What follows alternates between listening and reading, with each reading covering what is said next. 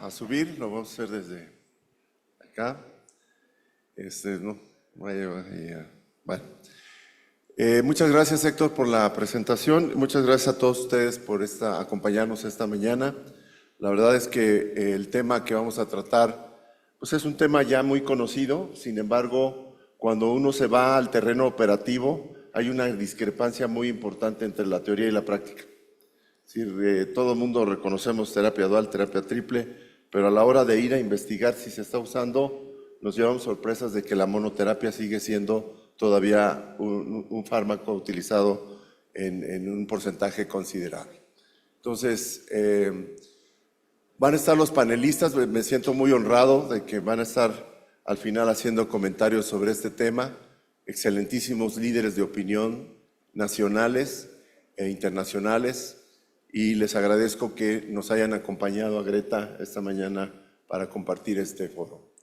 Por supuesto a mis compañeros, toda la banda, como le dice el doctor Vini, muchas gracias por el esfuerzo que han hecho, de verdad, para poder llevar a cabo este foro. Bueno, pues ya creo que se ha establecido muy claro que el tema de la presión arterial es un continuo en términos de su elevación, que los puntos de corte se inventaron para clasificar desde el punto de vista epidemiológico, desde el punto de vista de estratificación de riesgo, pero que en realidad el tema es que es un continuo de elevación y que incluso el riesgo cardiovascular comienza a partir del 120-70 para los autores. Y realmente, claro, el riesgo es poquito, pero conforme se va acercando al 130 y sus condiciones adicionales de comorbilidades se incrementa, pues el riesgo cardiovascular, incluso con presiones por abajo de 140-90, ya se pueden considerar de un mayor riesgo cardiovascular.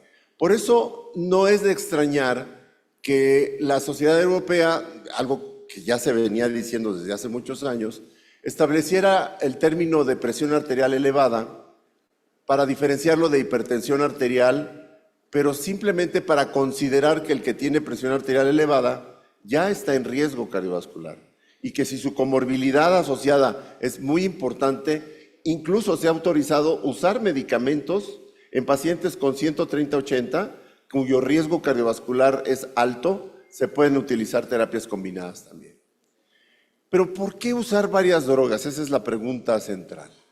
Bueno, se sabe también desde hace tiempo que cuando uno utiliza drogas combinadas, la eficacia de cada una de ellas de forma individual se sinergiza, aumentando el efecto y, por supuesto, es superior a la monoterapia. Tienen mecanismos de acción complementarios las drogas, así como las enfermedades crónicas se asocian para dañar, también los medicamentos combinados se asocian para beneficiar. Hay reducción de eventos adversos, hay un cambio importante en el espectro de la respuesta y... ¿Perdón? ¿Yo le moví?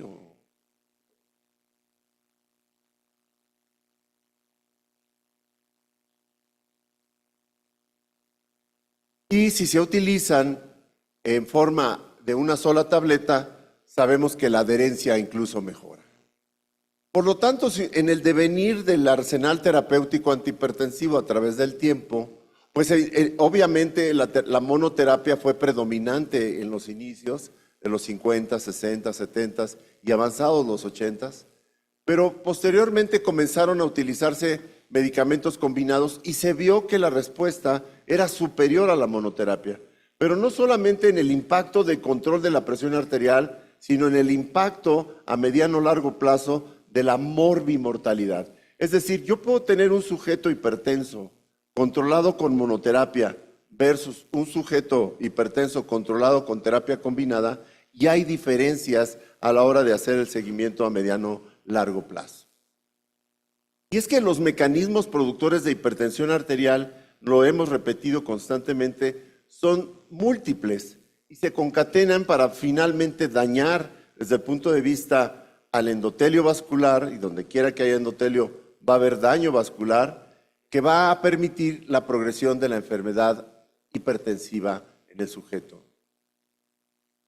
Sin embargo, esta es una realidad, estudios que ha hecho también el doctor Luis Alcocer, que han participado, Greta, en el grupo de la Triple M, no nos deja mentir que la monoterapia sigue siendo en el médico de primer contacto la principal herramienta terapéutica que utiliza. Y es que a pesar de que ya se sabe que en todos los foros se habla de terapia combinada, uno va al terreno operativo y la verdad de las cosas es que no se ha logrado cambiar este concepto al cual debemos entre todos trabajar para modificarlo. 42, 40% en la última tienen eso. Y es que lo importante también es que el diagnóstico de hipertensión arterial en México se está haciendo en forma tardía. ¿Por qué? Porque tenemos en la mente el 140-90. Y si no tiene 140-90 o más, no se es hipertenso y por lo tanto no tiene riesgo. Lamentablemente, los sujetos que están en estadio A o B prácticamente no se detectan y ni siquiera se tratan. En México, lamentablemente, la mayoría de los pacientes se hace el diagnóstico con presiones arteriales por arriba de 140-90, estadio 1, 2, y el paciente ya tiene daño estructural sistémico. Por lo que también hemos enfatizado mucho que en todo paciente que tiene 140-90 o más, tener en la mente de que ya lleva años en el proceso de elevación, y lleva años en el proceso de daño de la microcirculación y los cambios estructurales a nivel sistémico. Esta diapositiva que también pasó el doctor Ernesto Cardona nos deja ver perfectamente que la enfermedad hipertensiva es un proceso inflamatorio crónico cuya mediación a través del sistema inmune celular y no celular va a caracterizar para una disfunción endotelial que a su vez liberará una serie de sustancias que van a favorecer los cambios fibroproliferativos en donde quiera de la economía. Es decir, cuando un sujeto tiene daño renal, seguramente tiene daño en retina, seguramente tiene daño en cardiovascular y asimismo a la inversa. Es decir, no pensar que la hipertensión arterial es altamente selectiva de algún órgano. En realidad el problema es sistémico y de afectación múltiple. La proliferación y cambios estructurales entonces se deben tanto a los procesos inflamatorios como a los procesos homeorológicos que está presentando el sujeto con hipertensión. Por lo tanto, el imbalance entre las fuerzas naturales de vasoconstricción y de vasodilatación que también hemos tocado son muy importantes. La vida media de la angiotensina 2 es de 15 segundos. La vida media de la bradicinina en el cuerpo es de 30 segundos. Imagínense entonces ustedes la capacidad que tiene que tener el organismo humano para tener ese balance en una situación perfecta o casi perfecta, para tener la respuesta del tono vascular de acuerdo a la circunstancia en la que esté, dormido, despierto, con estrés externo, con alimento, etcétera, etcétera. Entonces es muy importante considerar que el imbalance y respuesta final del tono vascular se debe a este desequilibrio de las fuerzas vasoconstrictoras versus las fuerzas vasodilatadoras. Es decir, la falta de fuerzas vasodilatadoras, caída de bradicinina o dióxido nítrico, va a favorecer a las fuerzas vasoconstrictoras y a la inversa. Por eso, el tono vascular es un proceso de variación constante. No tenemos siempre la misma presión. Y es importante porque si los mecanismos son múltiples, el tratamiento combinado tiene una justificación profunda para la aplicación de estos medicamentos. Ahora, se me preguntaba por qué en el Instituto Mexicano del Seguro Social y en el sector salud, un grupo de médicos se trabajó muy fuerte para introducir la terapia dual y triple dentro de esto. Bueno, la verdad de las cosas es que sabemos nosotros que el bloqueo del sistema renina-angiotensina es toral para el manejo del paciente hipertenso. Y el bloqueo del sistema renina-angiotensina se puede hacer por la vía de los ARAs o por la vía de los IECAS. Por la vía de los ARAs se va a favorecer el bloqueo del receptor tipo 1 y por la vía de los IECAS es la no producción de la angiotensina 2, pero también es la no degradación de la bradicinina, manteniendo esta en una forma constante su vida media, que también trae a su vez respuestas favorecedoras como vasodilatación, antifibrosis, inflamación y anti-ROS. Ahí está en la vida media que comentábamos, tanto de una como de otra. Y luego la pregunta es, ¿por qué en el Seguro Social también se metieron tanto ARA2 como IECAS?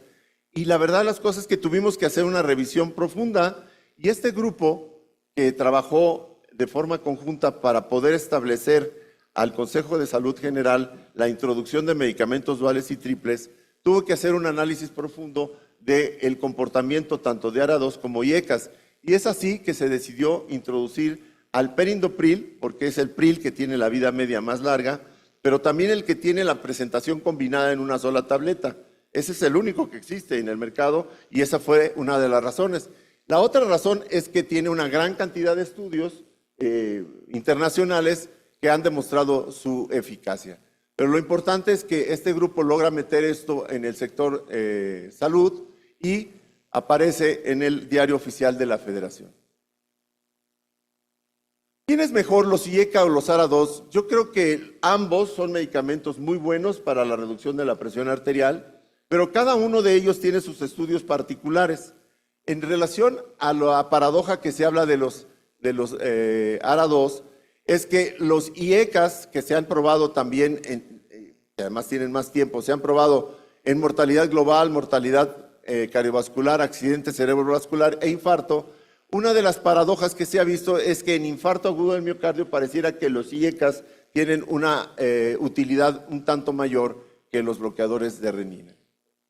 Cuando se utiliza, bueno, ya tenemos esto y el calcio antagonista no dihidropiridínico es uno de los más importantes en su aplicación. Pero luego venía la idea de cuál sería la recomendación del mejor diurético a asociar a una terapia combinada. Y la verdad es que han habido varios estudios tratando de demostrar cuál podría ser el mejor. Yo diría que los tres son diuréticos, los tres tienen efecto antihipertensivo, pero la diferencia se basa fundamentalmente en el tiempo de acción y en los efectos adversos. La hidroclorotiazida, muy buena, durante muchos años se usó, pero su vida media es de 8 horas y su tiempo de acción no rebasa las 12 horas. A diferencia de la clortalidona, que tiene 60 horas de vida media y por supuesto cubre las 24 horas, o la indapamida, que tiene una cobertura perfectamente de 24 horas. Sin embargo, los llamados diuréticos tiazídicos like, que son clortalidona e indapamida, se han puesto a retar contra la hidroclorotiazida y han demostrado tener un mayor beneficio. En esta tabla se resume las diferencias que existen en cada uno de ellos. Y bueno, pues ustedes pueden ver que hay diferencias en potencia, en vida media y sobre todo en la diferenciación que se hace en relación a la hidroclorotiazida, fundamentalmente en sus efectos metabólicos. Hidroclorotiazida sí te puede interferir el manejo de lípidos, sí te puede interferir el manejo de la glucosa y su vida media, insisto, es un poco más corta. Eso no quiere decir que hidroclorotiazida no sirva, que quede claro. Simple y llanamente estoy mencionando que existen medicamentos mejores en términos de su perfil farmacológico y de su tiempo de acción. Lo más importante en terapia combinada es saber que los medicamentos se van a ayudar para producir lo que finalmente deseamos en una terapia antihipertensiva. ¿Qué es lo que deseamos en una terapia hipertensiva? Bueno, primariamente que baje la presión arterial a través de mecanismos muy importantes que tienen que ver con la vasodilatación. Es decir, en esta balanza que hablábamos de factores vasoconstrictores y vasodilatadores, los antihipertensivos lo que hacen al final del día todos es aumentar la concentración de óxido nítrico para favorecer la vasodilatación arterial. Por mecanismos diferentes, pero ese es al final del día lo que van a realizar. Muy bien. ¿Qué hacen los inhibidores de la ECA? Lo hacen a través del bloqueo de la producción de la angiotensina 2, pero también de mantener la vida media de la bradicinina. Los ARA2 lo que hacen es bloquear al receptor tipo 1, pero también aumentan la sensibilidad a la bradicinina, que eso es a través de otro mecanismo que tiene que ver con procesos inflamatorios mediados por el factor nuclear Kb. ¿Y qué harían o cómo jugarían los diuréticos en este sentido? ¿Los diuréticos solamente sirven para bajar volumen? Esa es una pregunta. La respuesta es que no. Los diuréticos, sobre todo los tipos tiazídicos, como indapamida y clortalidona, se ha demostrado que además tienen un efecto vasodilatador directo. Entonces, este efecto vasodilatador directo tiene que ver con un aumento en la sensibilidad a bradicinina.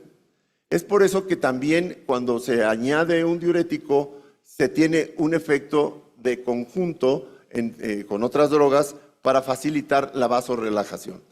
Y no solamente pensar que cuando damos diurético es para bajar volumen, y que esa es la única manera como los diuréticos van a beneficiar a la hipertensión. También lo hacen a través de mecanismos de vasodilatación. Ahora, otra situación que ya se ha marcado aquí es que depende el contexto del enfermo. La terapia combinada, sí, muy bien, dual y triple, sí, y ya sabemos que la dual tiene que ver un bloqueador del sistema renina-angiotensina más amlodipina o un diurético. O bien los tres en el caso de la terapia triple. Pero esto es para la gran mayoría de los hipertensos. Sin embargo, uno tiene que saber el contexto de la comorbilidad que tiene el sujeto. Porque no será lo mismo un sujeto isquémico que requerirá además del beta bloqueador, ¿sí? O requerirá de alguna otra droga. Por eso en este artículo me parece muy interesante que nos menciona, ok, hay otras drogas que también se pueden asociar a la terapia combinada.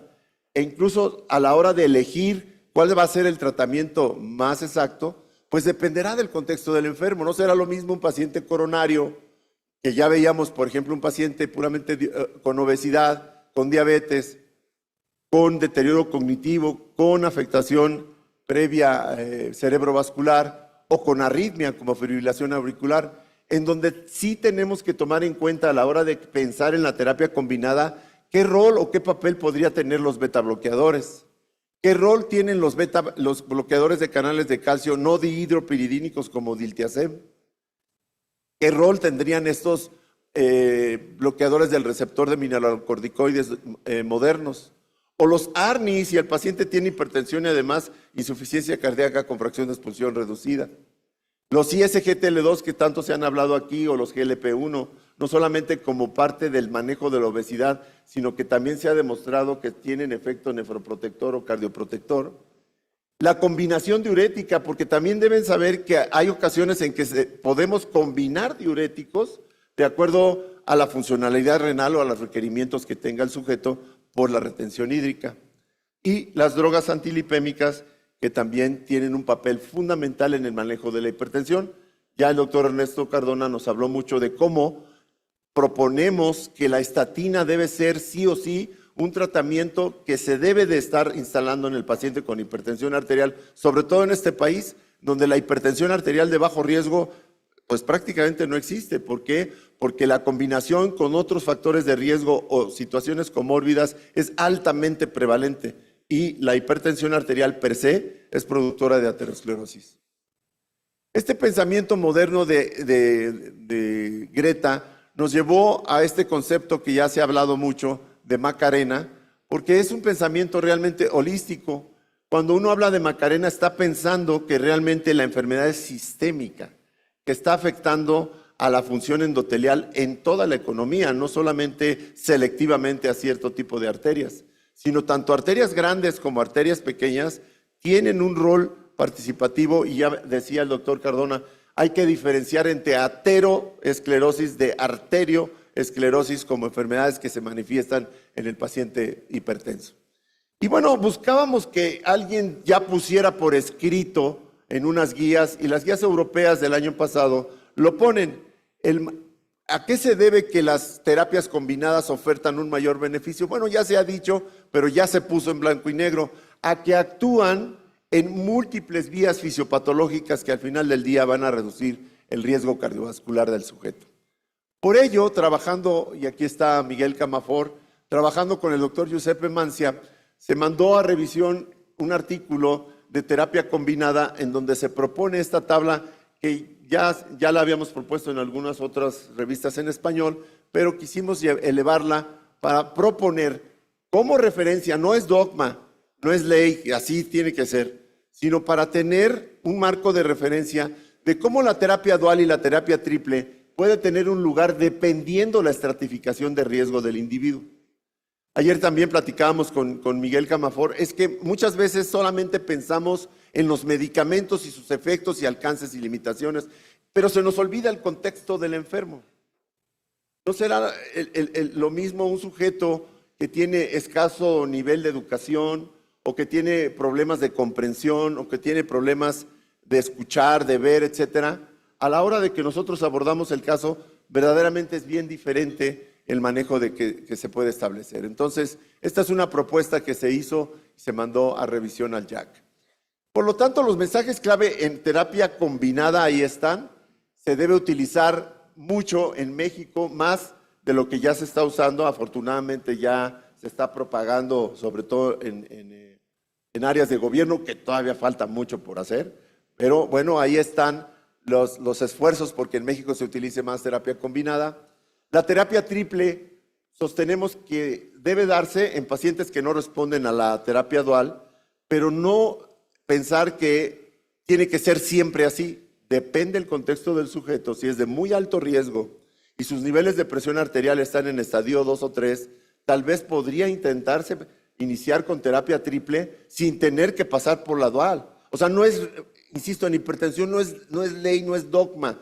Depende de las características del sujeto. Así como el nivel de presión de control en el anciano tiene uno que tener mucho cuidado, pues también en el paciente de alto riesgo uno debe considerar la posibilidad de utilizar estrategias con terapia triple, sobre todo que afortunadamente en el mercado existe la terapia triple dosis baja y dosis alta, o dosis estándar, ¿sí? Que es la que se utiliza por ejemplo, en gobierno tenemos afortunadamente las dos dosis. Ahora, muy bien, ya tenemos la manera de hacer el manejo. Y esta es otra parte importante que quiero mencionar y con eso termino, de decirles que los sujetos que toman medicamento tienen otro reto. Ok, yo le prescribo el tratamiento, pero ¿realmente se lo toma? O sea, de verdad, la adherencia terapéutica es un reto. Yo puedo pasarme todo el día hablando de cuál es la mejor terapia combinada, pero si no se la toma es lo mismo, ¿sí? Entonces, es importante en términos de la adherencia, lo mismo que la inercia del médico de no hacer estos cambios, pues lo mismo será aplicado para el paciente. Y es que la OMS define a la adherencia como el grado en el que el comportamiento de la persona de tomar sus medicamentos corresponde con lo que el médico realmente está intentando hacer. La OMS propone 5 dimensiones en las que caracteriza que el propio sistema de salud juega un papel importante, los problemas propios del paciente, de la enfermedad en sí, de su tratamiento y de los aspectos sociales.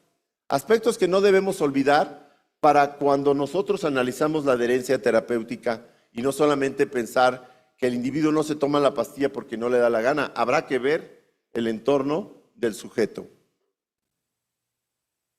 La adherencia farmacológica en hipertensión arterial, hay una serie de revisiones y de decir, bueno, ¿y cómo la vamos a medir? Pero lo más interesante es que en países desarrollados como Estados Unidos, apenas alcanzan un 51% de adherencia. En países en donde se supone que hay mucha más capacidad de proveer servicios de salud. En otros países, incluido México, la adherencia es por abajo del 50%, y ahorita les vamos a mostrar algunos datos. Entonces, relacionado con el medicamento, pues está, si lo sabremos los del sector salud, la disponibilidad, cómo migrar el fármaco, número de tomas al día, número de fármacos, hasta otras cosas que a veces no pensamos, como el sabor, color, tamaño, Entonces, es que me tengo que tomar una pastillota. Todo eso tiene que ver a la hora de la adherencia. Entonces, en ese sentido, se han hecho varios estudios. Yo les muestro alguno con terapia combinada. Cuando se da por separado en una sola pastilla, vean ustedes que hay diferencias notables, incluso en la respuesta y pronóstico de morbimortalidad. Cuando un paciente toma una sola pastilla y se adhiere más, el impacto claramente se refleja en la morbimortalidad. No será lo mismo que tenga que tomar 3 pastillas por separado a que toca que tomar una sola pastilla que incluya los 3. Entonces, estos aspectos tienen que ver, y una pregunta, esta diapositiva está horrible, pero la pregunta que tengo que hacerles es, ¿cómo medimos la adherencia terapéutica? Y entonces, a la hora de que queremos saber la adherencia a los fármacos, resulta que hay una cantidad impresionante de cuestionarios que se pueden aplicar. Yo encontré en internet más de 36 cuestionarios. Pues, ¿cuál es el bueno? ¿No? Uno de los que más se ha apegado o de los más citados es la escala de Morinsky, porque esa es una encuesta de 8 preguntas que prácticamente la responde el paciente muy fácil y esto le permite tener una idea al médico de qué tan adherente es esto. Entonces, Morinsky es una encuesta que está en inglés, pues simplemente traducirla de manera literal puede no ser beneficiada para los que hablan español. Entonces, lo que hicimos nosotros fue validar la encuesta de Morinsky con la encuesta que se practica en español para México. Esta publicación nos llevó a una capa de concordancia entre Morinsky y la nosotros, llamada AFEC, de 0.947. O sea, altamente reproducible lo que se estaba buscando. Y hicimos un estudio en donde se encuestaron a 800 pacientes con la encuesta AFEC y vimos que ahí están los tipos de personas, las edades, muy importante que se presentaron en esta encuesta, esta revisión y que el doctor Villaseñor más tarde va a presentar. Y encontramos que la adherencia terapéutica total, la adecuada, la perfecta adherencia en México, ocurre en el 27% de las casos. Que realmente la intermedia anda por ahí del otro 30% y la mala en el otro 30%. Pero si yo soy estricto de diferenciar buena adherencia de no buena adherencia, realmente la diferencia es 27 contra 73%.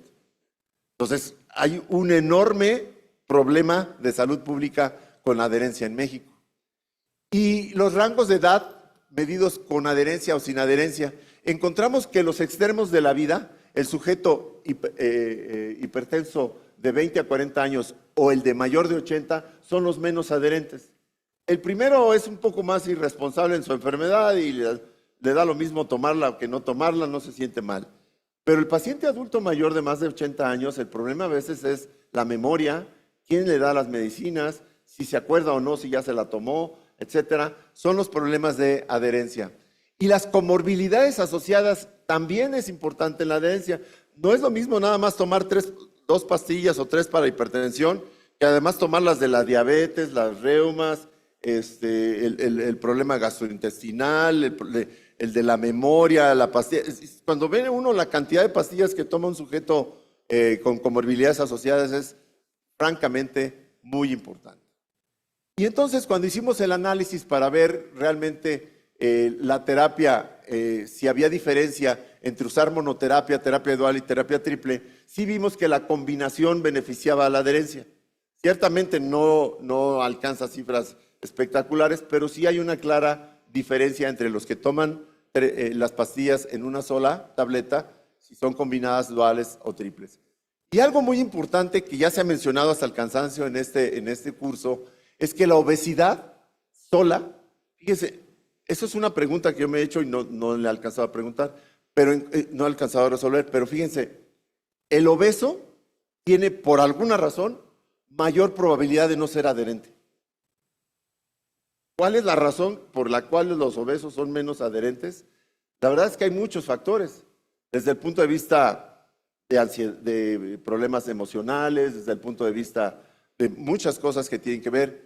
Entonces, pero vean ustedes cómo la obesidad, la diabetes y la dislipidemia son un incremento en la probabilidad de no ser adherente.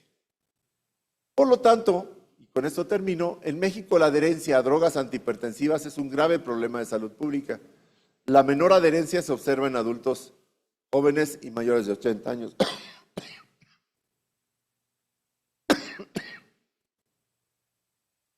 La obesidad es un factor asociado muy importante y determinante. A mayor número de comorbilidades, menor adherencia. La terapia combinada en una sola pastilla, sobre todo la triple, dio diferencias a favor de forma significativa, incrementando la adherencia prácticamente al doble. El médico se debe concientizar sobre esta grave realidad e incrementar la atención y promover la adherencia. La morbimortalidad se incrementa, evidentemente, si hay mala adherencia. Muchas gracias.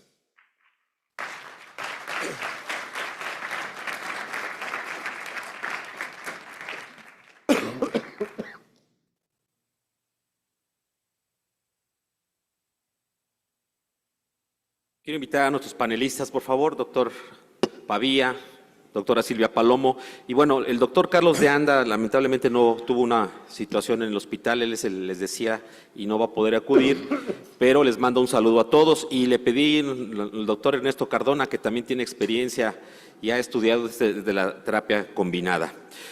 Bueno, este tema es tan importante como lo vieron, porque pues ya vimos todos los estudios, la terapia combinada, y así viene en las últimas guías.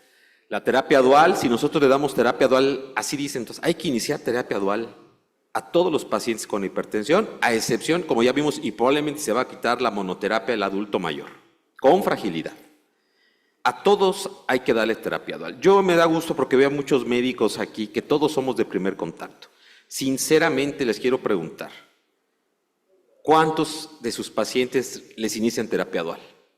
Levanten la mano. De inicio. Pues la mitad. ¿Y los que no, por qué? ¿Porque no la tienen o porque le tienen miedo a la terapia dual? Seguramente. Pero afortunadamente, ahorita, y es lo que quiero ya aprovechar aquí los panelistas, esto no es nuevo. En Greta hemos, desde nuestro posicionamiento de hace 6 años, lo que nos quejábamos era de que aquí nadie daba terapia dual y combinada en una sola tableta, que ya sabemos que mejora la adherencia. Y quiero empezar con la doctora Palomo. Ella que es investigadora y que hace poco publicamos el estudio Rita. Cuando hiciste el registro, si nos puedes dar datos, Silvia, ¿cómo era la terapia de los médicos con hipertensión en Rita, por favor? ¿Y qué es lo que tú propones que se haga, tú que viviste ese estudio, por favor? Muchas gracias, Héctor. Rita, como todos ustedes saben, es un estudio que de inicio está basado en la población que recibe atención médica en las instituciones públicas. Aquí, la proporción de pacientes con monoterapia prácticamente arrasó las estadísticas. Más del 40% de los pacientes estaban con monoterapia. Muy cerquita, siguiéndoles, la terapia dual.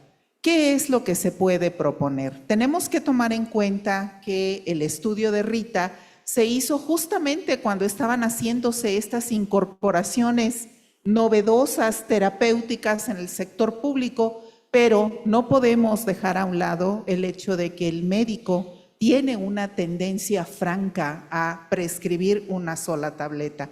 El desconocimiento de cómo la terapia combinada es capaz de coadyuvar a mejorar la vida del paciente no es algo que se predique con mucha frecuencia. Pensamos que la hipertensión arterial es solamente una cuestión de cifra y ya hemos visto en todo este curso que eso no es así. La hipertensión arterial no es una cuestión de cifra, es una cuestión de todos los mecanismos inflamatorios que hay. ¿Qué se puede proponer? Bueno, tenemos que seguir dando educación médica continua, tenemos que seguirle diciendo a nuestros médicos jóvenes y adultos qué es realmente la hipertensión arterial y con base a eso sustentar su prescripción convincente de la terapia combinada. La terapia combinada no es una terapia que le va a bajar tantísimo la presión de tal forma que va a caminar mareado todo el día, no. Eso pasa cuando hacemos un mal diagnóstico de hipertensión arterial. La terapia combinada va a beneficiar al paciente en todo su contexto clínico y sobre todo en toda esa multifactoriedad que hay que daña a los órganos blancos. Muchas gracias. Yo quiero preguntar al doctor Pavía, porque yo le he escuchado muchas pláticas muy interesantes. Sin duda, nosotros que nos gusta la hipertensión, doctor, sería... Si usted me dijera un día un paciente y me lo viera con monoterapia en mi receta, yo como dice Héctor, ¿qué le pasó? Tendrá que explicarle largamente, ¿no? El impacto que nos explique aquí a todos, el impacto no solo en mortalidad económico que tiene la terapia combinada hace muchos años, doctor. Usted ha estudiado esto y si hay alguna diferencia entre los fármacos de terapia, porque todo se resume en tres bloquear el sistema de angiotensina-aldosterona, los cardioantagonistas y los diuréticos tipo tiacídico-tiacídicos. Actualmente en el mercado tenemos muchas combinaciones. ¿Usted qué impacto ha visto y si hay alguna diferencia real, algún estudio sobre las combinaciones y cuáles serían las mejores para los... O cada paciente es un traje a la medida, como decíamos antes, doctor? Muchas gracias, Héctor, por la invitación para participar en este evento. Y quisiera yo contestar un poquito regresando en el tiempo, y creo que el primer estudio que nos mostró diferencias en terapia de combinación es el estudio ASCOT, en el que comparó diurético y beta-bloqueador versus un inhibidor del sistema de angiotensina más un calcio antagonista. Y este estudio tuvo que ser parado de manera prematura por el enorme beneficio que se tuvo en el grupo que fue tratado con calcio antagonistas más inhibidores de la enzima convertidora. Ese es el primero. Unos años más tarde, y derivado de este estudio, tuve la oportunidad de colaborar como parte del comité científico de un estudio de vida real a nivel mundial. Y este estudio Crucial demostró que los investigadores, fue un estudio muy peculiar, porque en lugar de aleatorizarse a los enfermos, se aleatorizó a los doctores. Y cada doctor tenía que tener 12 pacientes. Este estudio fue muy interesante porque los investigadores en todo el mundo tuvieron la sensación de que nosotros como comité científico los estábamos evaluando. Y es el estudio de mayor adherencia que existe publicado en el mundo. Y el porcentaje de control de cifra de presión arterial estuvo en el 65%. Y el promedio de medicamentos que se requirió para llegar a esto fue de 3 medicamentos. Lo cual de alguna manera implica pues que además del tipo de clase terapéutica que se selecciona, al final del día la terapia triple de combinación entre un inhibidor de la ECA, un calcio antagonista o bien un ARA2 con un calcio antagonista más un diurético, por supuesto que son los mejores tipos de combinación. Creo que en triple combinación específicamente no hay ningún estudio face-to-face que nos pudiese decir cuál de las triples combinaciones son mejores, pero creo que queda muy claro desde hace casi ya 10 años en las diferentes guías que la triple terapia de combinación tiene que incluir la inhibición del sistema renin-angiotensina, un calcio antagonista de tipo dihidropiridínico y desde luego un diurético como parte fundamental del control de la presión arterial. Sí, doctor, y por eso decía, esto no es nuevo, eso lo sabemos, pero lamentablemente, doctor Cardona, esto seguimos, a pesar de que ya hay más acceso, podemos decir, pero el tema es la inercia, ¿no? Nos hemos encontrado, el mismo médico extraña la monoterapia, ¿no? Cuando ya en las farmacias puede haber terapia dual o triple, extrañan la monoterapia. No quiero hablar pero oye, ya me quitaron los sartán, ya me quitaron enalapril, ya me quitaron. Como que la inercia clínica, la inercia terapéutica de nosotros mismos nos hace resistentes al cambio, ¿no? Si ya me funciona esto, ¿por qué me lo van a quitar? Pero hay otros temas de adherencia, doctor, aparte de la inercia. Cuando hicimos un estudio nosotros con el doctor Enciso Martín de medición fuera del consultorio, notamos que la gente que se medía la presión fuera del consultorio mejoraba su adherencia. Usted en la Universidad de Guadalajara sé que también ha hecho estudios de este tipo. No solo es el que sea una pastilla, hay otros factores que hacen que un paciente deje de tomar o no sus medicamentos, y nos puede ahondar un poco más de esto, doctor. Cómo no, muchas gracias por invitarme a participar. Creo que en este aspecto tenemos que ser muy claros y nosotros como médicos tenemos que razonar lo que hacemos, ¿no? Porque parte de la inercia simplemente es no cambiar lo que hago. Y en esto de inercia hay muchos estudios, ¿no? Hasta el que llega y el 60% más de los pacientes están fuera de meta y salen con la misma receta sin cambiarles nada, ¿no? Pero vamos a hablar del estudio que hicimos. Era un estudio en el cual se incluyeron 1000 pacientes, de los cuales casi 900 reunieron todos los criterios para análisis. Y hay un detalle muy importante. El 64% de los pacientes estaba fuera de meta. Pero si eso lo casamos con la prescripción, el 64% de los pacientes estaban en monoterapia. Y esto es un estudio de vida real porque se hizo con los médicos de farmacia. O sea, no fue un estudio dirigido como tal para evaluar esto. Entonces quiere decir que muy probablemente la falta de logro de metas esté relacionado al uso de monoterapia. Ahora, ¿por qué tengo que razonar yo que tengo que dar terapia combinada? O sea, al paciente no le importa si toma 1, 2, 3 o 4 medicamentos. Al paciente lo que le importa es si toma 1, 2, 3 o 4 pastillas. porque el paciente abandona el tratamiento por el número de pastillas, no por el número de medicamentos. Entonces, hay estudios sólidos y ninguno se contradice que a mayor número de pastillas, mayor abandono de tratamiento. Entonces, ¿qué es lo que tengo que hacer? ¿Por qué darle al paciente varios medicamentos? Porque la fisiopatología de la hipertensión es multifactorial. Y entre más mecanismos esté yo alterando, voy a tener un mejor control de la presión arterial. Ahora, ¿por qué utilizar bloqueo de renin-angiotensina más diurético más un vasodilatador? Porque estoy involucrando los tres principales mecanismos que controlan la presión. Estoy actuando sobre resistencias vasculares, estoy hablando sobre volumen circulante y estoy hablando sobre respuesta neuromoral. O sea, no es que se haga al azar, sino tenemos que actuar sobre los tres mecanismos principales que determinan la presión arterial, dándole al paciente una sola tableta que contiene los medicamentos capaces de modificar los principales procesos fisiológicos que generan la enfermedad.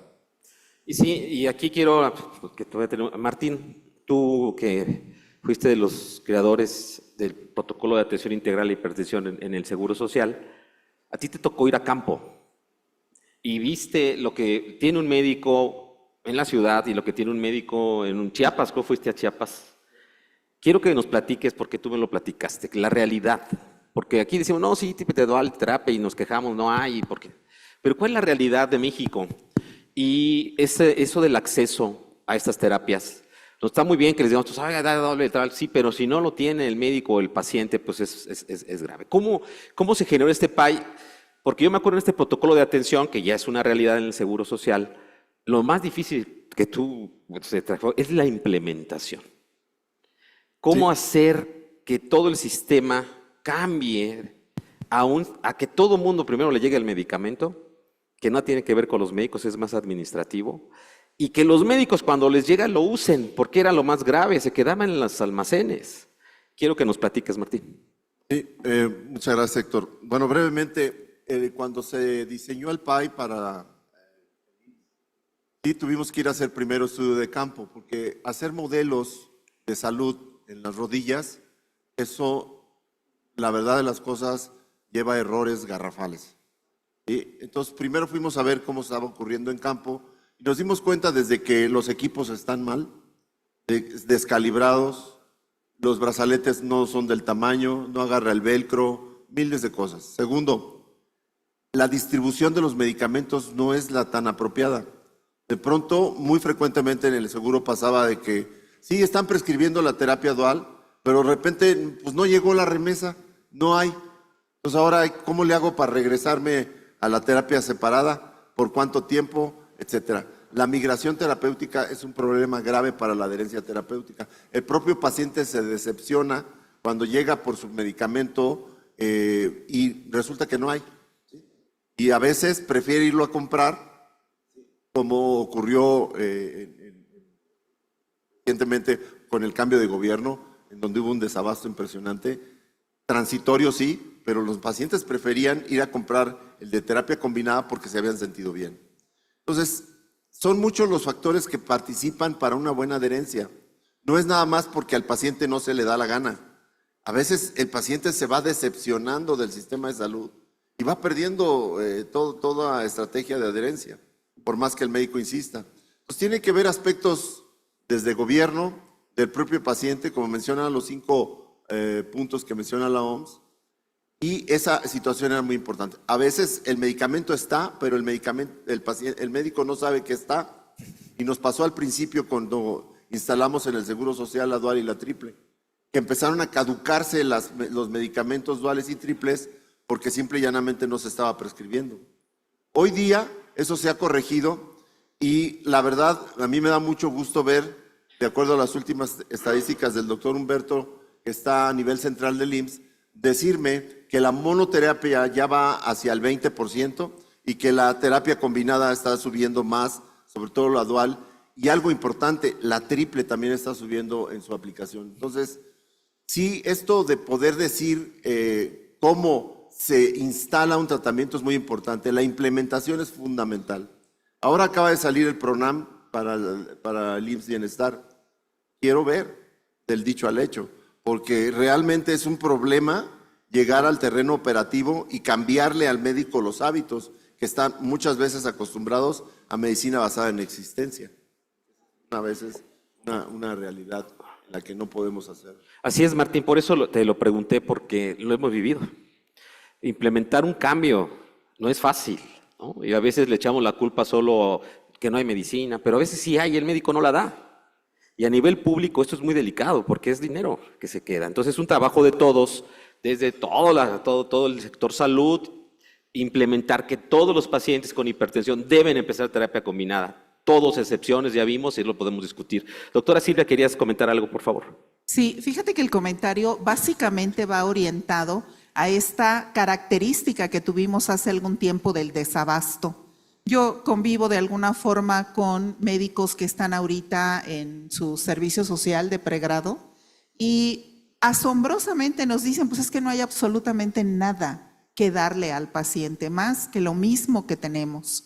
Entonces, lo importante aquí es, nosotros no podemos desde nuestra cancha, como médicos pasantes de servicio social o como médicos de un consultorio privado, mover las cosas políticas como se pueden hacer a otros niveles. Pero ¿qué sí podemos hacer?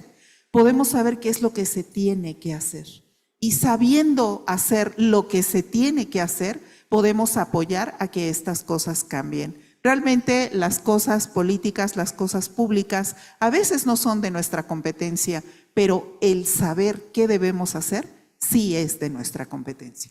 Muchas gracias, Silvia. Y pues yo quiero, por cuestiones de tiempo, doctor Pavía, un mensaje sobre esto de la terapia combinada, que como usted bien nos dijo, desde ya tiene 10 años, ¿habrá nuevas combinaciones en un futuro o nos vamos a quedar con esta triple? Porque hace rato el doctor decía, ya hay estudios de 4 fármacos, incluso puede haber hasta de 5 fármacos. ¿Usted qué opina de las nuevas terapias combinadas y qué piensa?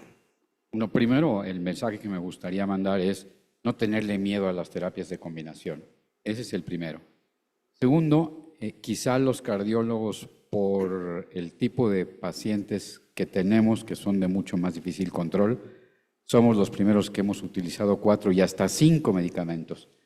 Creo que el futuro, sobre todo con los nuevos fármacos en desarrollo y los anticuerpos e incluso la terapia génica, van a revolucionar muy pronto el tratamiento de la hipertensión arterial. Y sí, doctor Cardona, también usted con todo este tiempo, si nos vemos a la historia de la humanidad, cuando se empezó el primer tratamiento de hipertensión fue en 1950. Tenemos 75 años de tratar la hipertensión con fármacos, realmente es poco tiempo. Pero aún así sigue siendo un problema muy importante. Y la adherencia, sin duda, es muy importante. Usted ha medido la adherencia, doctor. ¿Qué más podemos hacer como grupo acá? Porque siempre hemos dicho ahorita que están en conexión.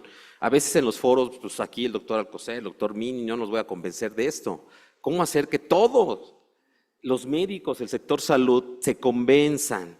Como lo vimos ayer en el caso, no va a haber camas que alcancen para atender tantas complicaciones. Que desde un inicio que se detecte la hipertensión se usen combinaciones y que se haga adherencia, porque es la única manera que vamos a prevenir todas estas enfermedades, doctor. Bueno, yo creo que básicamente son 3 cosas. 1, educación. Tenemos que educar para convencer a la gente de que es lo mejor. Segundo, evolucionar hacia las nuevas opciones terapéuticas, porque las tendencias terapéuticas vienen a utilizar medicamentos en lugar de dar 2, 3 pastillas al día del mismo medicamento, utilizar medicamentos que cubran 24 horas para que sea una sola toma al día, y lo que viene, medicamentos incluso para el control de la presión que van a hacer una aplicación cada 6 meses o cada 3 meses, ¿sí? Así como viene para la glucosa y viene para la obesidad y todo, ya a lo mejor no tiene que ser diario, a lo mejor va a poder ser cada 3 meses, cada 6 meses, modificando la expresión de los factores, ¿sí? Y el último punto, y que creo que también es el más importante, es el educarnos nosotros y educar a la población. Porque muchas veces la población no lo hace porque no tenemos la capacidad nosotros, porque es nuestra obligación de explicarle a la gente por qué tiene que hacerlo, ¿no? Y entonces cuando logramos convencer al paciente, el mismo paciente se empodera y él mismo vigila su propia adherencia. Yo creo que serían los factores que tendríamos que considerar. Sí, y hablando ya para terminar este punto, hay estudios de adherencia en donde dicen es el número de tabletas, son los efectos secundarios, es lo que cuesta, es el que tengo que ir muy lejos, tengo que ir a la farmacia. No, es que el médico no le explica al paciente por qué debe de tomar este medicamento y por qué es de por vida. El principal factor, porque los pacientes no se toman los medicamentos. Así que tenemos mucha tarea, nosotros los médicos, de educar y de explicarle a cada gente que tiene hipertensión o todo el concepto, por qué debe tomar los medicamentos por vida, y si podemos hacerlo con menos tabletas, eso va a mejorar muchísimo la adherencia. Pues muchas gracias a todos y un aplauso para ese excelente panel. Muchas gracias. Vamos a tomarnos la foto y ahorita seguimos. Le voy a pedir al doctor Enciso para que nos ayude a coordinar el siguiente tema.